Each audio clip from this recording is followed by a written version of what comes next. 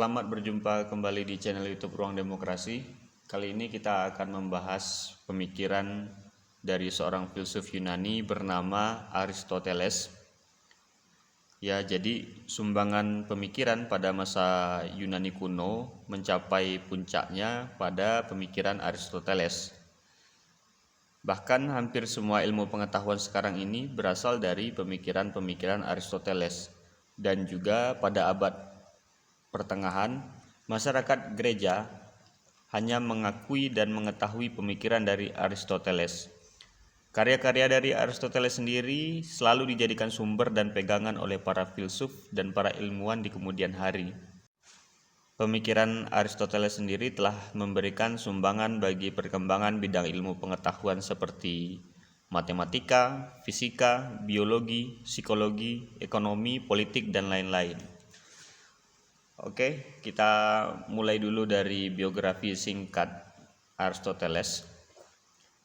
Aristoteles dilahirkan di Stagira, Yunani Utara tahun 384 sebelum Masehi.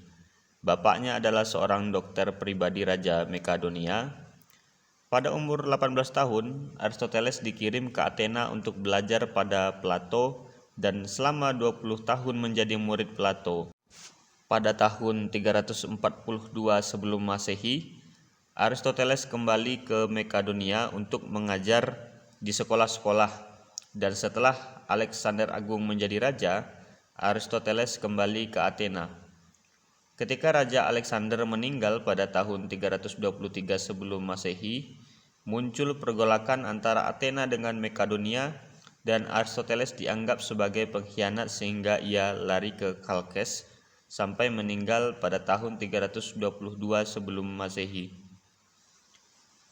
Karya-karya Aristoteles ada banyak jumlahnya, baik yang sistematis maupun yang masih berupa manuskrip. Karya-karya Aristoteles sendiri terdiri dari 8 bagian yang penting. Jadi bisa dilihat di dalam gambar buku-buku dari Aristoteles itu sendiri. Ada logika, filsafat alam, psikologi, biologi, metafisika, etika, politik, dan ekonomi, serta retorika dan puitika. Ini bisa dilihat di dalam gambar. Ini merupakan karya-karya dari Aristoteles yang umumnya telah diterjemahkan ke dalam bahasa Indonesia. Jadi karya-karya dari Aristoteles diterbitkan oleh muridnya yang bernama Andronikos dari Rhodos. Teks-teks Aristoteles yang kita miliki sekarang semuanya berdasarkan edisi yang diterbitkan oleh muridnya tersebut, yaitu Andronikos. Oke, kita akan masuk pada pemikirannya. Menurut Aristoteles, tugas ilmu pengetahuan harus mencari prinsip-prinsip dan penyebab-penyebab objek yang diselidiki. Aristoteles berpendapat bahwa setiap peristiwa atau kejadian selalu mempunyai 4 sebab.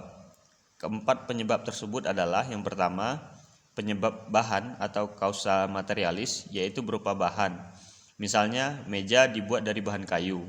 Yang kedua, penyebab bentuk atau kausa formalis, yaitu bentuk yang menyusun bahan-bahan. Misalnya bentuk meja bundar.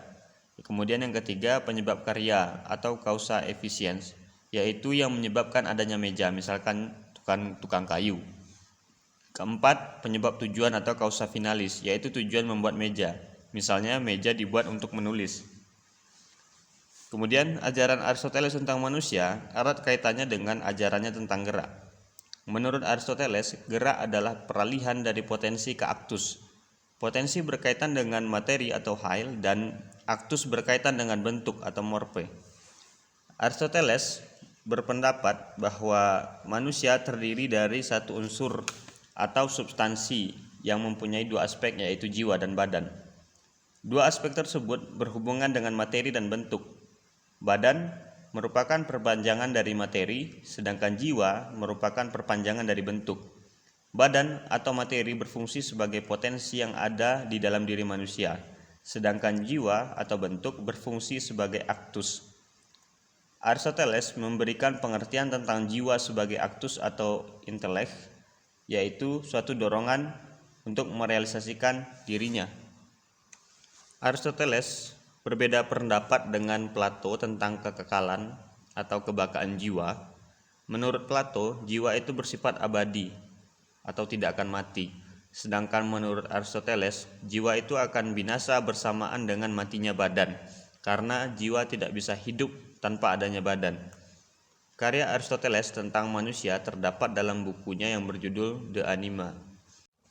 Dalam buku ini, ia membicarakan 8 hal tentang manusia. Aristoteles juga membahas tentang rasio atau pemikiran. Menurutnya, hanya manusia yang mempunyai rasio. Oleh karena itu, manusia didefinisikan sebagai animal rationale, atau binatang yang mempunyai akal pikiran. Kemudian, ajaran Aristoteles tentang negara erat kaitannya dengan ajaran tentang etika. Menurutnya, manusia adalah zoon politikon, yaitu makhluk yang hidup dalam masyarakat. Untuk mengatur persekutuan antar kelompok masyarakat, maka dibentuklah suatu negara. Negara mempunyai tujuan agar masyarakat hidup lebih baik. Menurut Aristoteles, bentuk negara yang baik adalah negara monarki atau pemerintahan kerajaan, kemudian aristokrasi yaitu pemerintahan kaum ningrat, dan politeia atau pemerintahan banyak orang.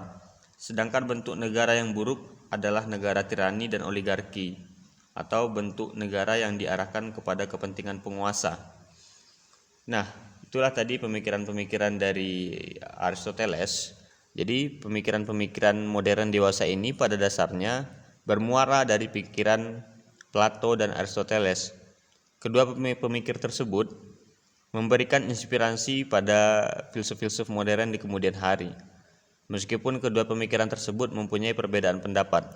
Plato pemikirannya lebih mengarah pada rasio pemikiran atau ide, sementara Aristoteles pemikirannya lebih mengarah pada pengalaman melalui panca indera. Pemikiran Plato di kemudian hari diterapkan oleh aliran rasionalisme dan idealisme, sementara pemikiran Aristoteles dianut oleh aliran empirisme dan realisme. Meskipun dalam perjalanan sejarah, kedua pemikiran yang berbeda tersebut diintegrasikan atau dipadukan menjadi satu pemikiran. Misalnya, Immanuel Kant mengintegrasikan aliran empirisme dan rasionalisme menjadi aliran kritisisme. Oke, mungkin itulah sedikit pembahasan kita mengenai Aristoteles. Jangan lupa untuk lebih dimasifkan dengan membaca buku. Semoga semua makhluk berbahagia dan sampai berjumpa kembali di video selanjutnya.